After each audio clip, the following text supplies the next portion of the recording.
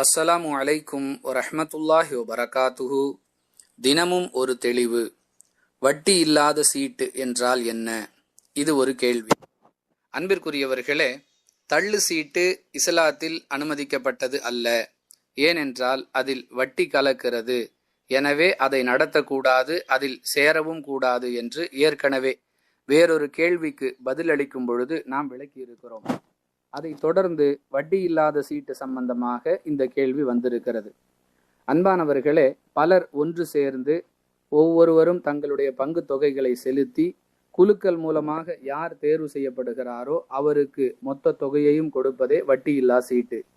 இதில் எந்த விதமான கழிவு, கசறு போன்றவற்றிற்கு இடமில்லை.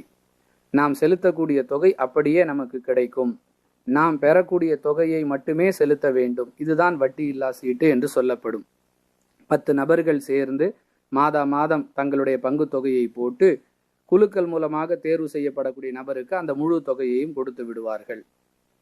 இருந்தாலும் பொருளாதார ரீதியான நடவடிக்கைகளில் மிகுந்த எச்சரிக்கை உணர்வோடு செயல்படுவதே ஒவ்வொருவருக்கும் பாதுகாப்பு என்பது நம்முடைய ஆலோசனை.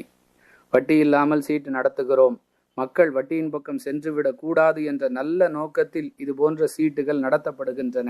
என்றாலும் சீட்டு பணத்தை பெறக்கூடிய பங்குதாரர் எதிர்பாராத காரணங்களால் அதை திரும்ப செலுத்த முடியாத நெருக்கடி நிலைக்கு தள்ளப்படுகிறார் என்றால், யார் இந்த சீட்டுக்கு பொறுப்பாளராக இருக்கிறாரோ அவரே அந்த தொகையின் சுமையை சுமக்க வேண்டிய நெருக்கடிக்கு தள்ளப்படுகிறார்.